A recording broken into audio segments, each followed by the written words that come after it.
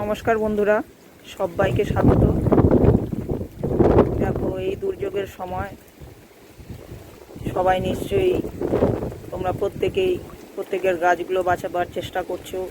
যার যতটা যথাযথ গাছগুলো আগলে রাখার চেষ্টা করছো। দেখতে পাচ্ছ আমাদেরও এই পাশটা পুরো ফাঁকা, এই দুটো দিক পুরো ফাঁকা। এই ফাঁকা জায়গা দিয়ে প্রচণ্ড জোরে বাতাস বইছে, দমকা বাতাস যাকে বলে। মাঝে মাঝে আবার শান্ত, তারপরে দমকা বাতাস শুরু হচ্ছে। বৃষ্টি তো অনবরতই চলছে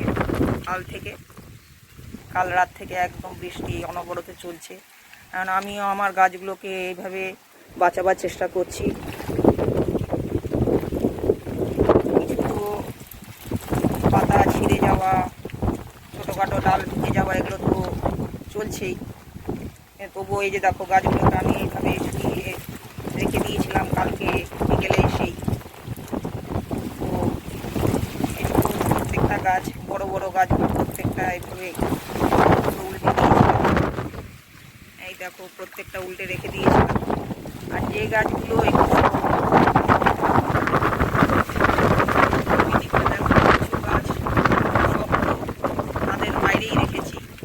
ছেড়ি গাছ,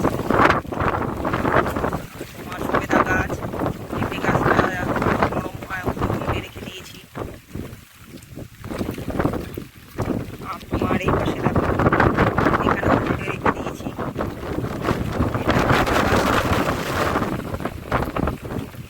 ওই এইখানে দেখো, আমার এখানে সিম গাছটা ছিল, এর মধ্যে প্রচুর করলা ছিল। করলা খুব সুন্দর গাছ হয়েছিল। এটা পুরো ড্রাম শুদ্ধ, একে তো কিছু করতে পারলাম না। তো গাছটা হেলে পড়ে আছে, আশা করি মরবে না। বাকি দেখো, এরা সবাই পাতা টাতা ছিঁড়ে অবস্থা একটু খারাপই, তবুও আশা করি বেঁচে যাবে। আর তোমরাও নিশ্চয়ই এভাবে গাছগুলোকে রাখছো। যদি না রেখে থাকো, টবগুলোকে শুইয়ে দিলে গাছ কিন্তু একটু পাতা টাতা ছিঁড়লেও গাছ বেঁচে যাবে। তো বৃষ্টি কমে গেলে, ঝড় থেমে গেলে তখন দাঁড় করিয়ে দিলেই হবে। সবাই এইভাবে টব শুইয়ে রাখতে পারো। কয়েকটা টব একসঙ্গে বেঁধে রাখলে এই হাওয়ায়, প্রচণ্ড হাওয়ায় এধার ওধার গড়াবে না। ওখানে যেমন আমিও দড়িতে বেঁধে রেখেছি, এইভাবে তোমরাও করতে পারো।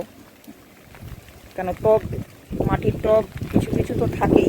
এখন তো গ্রো ব্যাগ এসছে, গ্রো ব্যাগে অনেক কিছু করছি, একটু একটু করে ব্যবহার করছি।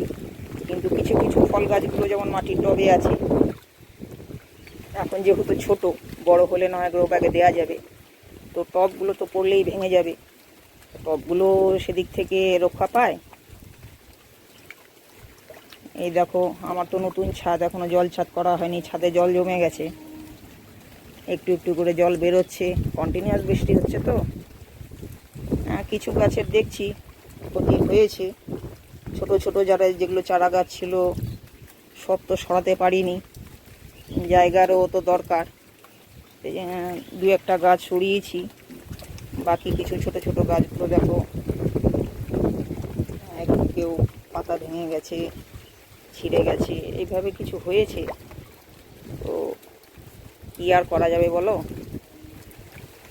তোমরা ওইভাবে গাছগুলোকে করে রাখো। যখনই প্রচণ্ড বাতাসের ব্যাপারটা থাকবে বা প্রচণ্ড বৃষ্টির ব্যাপার থাকলেও টবগুলো তো জল জমে যায়। টবগুলোকে এইভাবে শুইয়ে দিলে সব দিক দিয়েই রক্ষা হয়, টবও ভাঙে না, গাছগুলো রক্ষা হয়। তো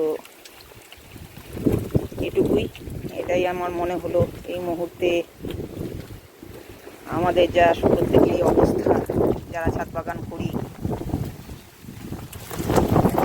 আজ এই পর্যন্তই, নমস্কার।